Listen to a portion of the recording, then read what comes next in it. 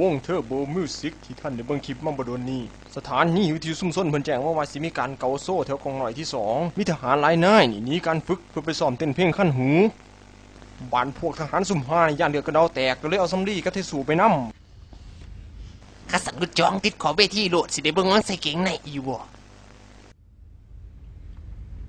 โอ้ยอันหัวหน้าครับคือว่าน้องจากขันหูที่ปอกรายการผู้ดีกันมาคุยทางว่องนี่จังเปลี่ยนเป็นไม่ขันแจ็คสัน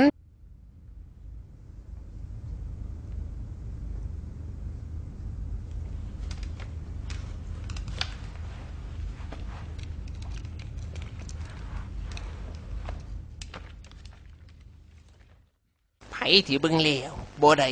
โหลดคลิปให้ออกไปให้เบิด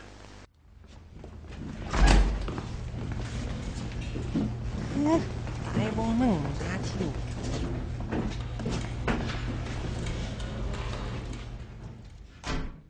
โอ้หาแดกดากเงยไผสิมากองดากกูเบิ่งมันที่นี่กูสะสมทานยกขาจนเมียกูด่าพ่อลูกมาเห็นแล้วเอาอีหยังมาแทนไม่ขึ้นจากสันขั้นใครไม่ขึ้นจากสันมันโมมีหูมันขั้นแทนกันบ่ได้ดอกกูนอนเบิ่งไป400,000 วิวบ่รวมตอนที่กูย้อนกลับไปกลับมาตอนกล้องแม่งซุ่มใกล้ๆตัวท่านครับอันไม่เคยได้สันเบิ่งได้ร่วมมือกันได้ครับแล้วแม่มึงหยังอยู่นี่ค่อยกูสิแข็งหยังไม่ขึ้นจากสันเกาใครนี่หัวหน้าอย่าสิยึดติดเกินไปดิล่ะครับแม่นแล้วกูบ่มันเกย์ที่มักไปแอบดมเกงในพลทหารคือมึงนี่5 ขวบมึงเอ้ยมึงบอกเข้าใจความรู้สึกของกูตอนที่ดูคลิปขั้นหูเลยยินเสียงห้องคือจังอันหมดกัดลังไข่มันดอก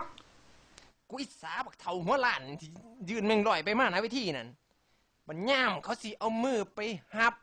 มันเสือกเสียวมือขึ้นหลวงเขาไปในใส่เขานั่นกูก็แค่อยากสิได้จกจักเถื่อนึงคือกัน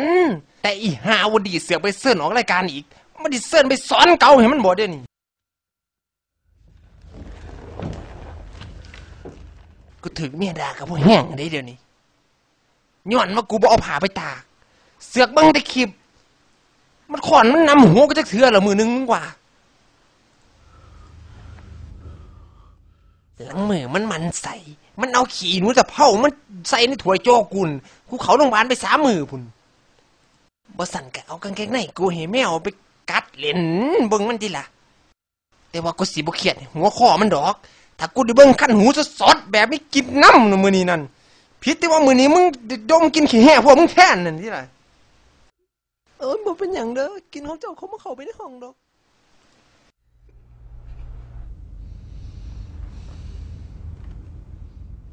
โอ้ยกูขอโทษนำเด้อว่าหันกูสูญแห้งโอ้ยคิดพอยามใดก็อยากเตะแขวมันได้อีหาอยู่เฮือนนั่นขอโทษนำเด้อยังมันว่าหันยังด่ากูอยู่ได้หามึงดีใจหาแม่ยังล่ะกูเว้าเล่น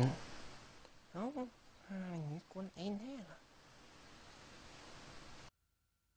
กันย้อนพวกมึงบ่ไปเตะแขวอีหาวุดีเกิดมาด่านั่นล่ะข้าสันปานนี่กูเหย้าหนาเวทีแล้ว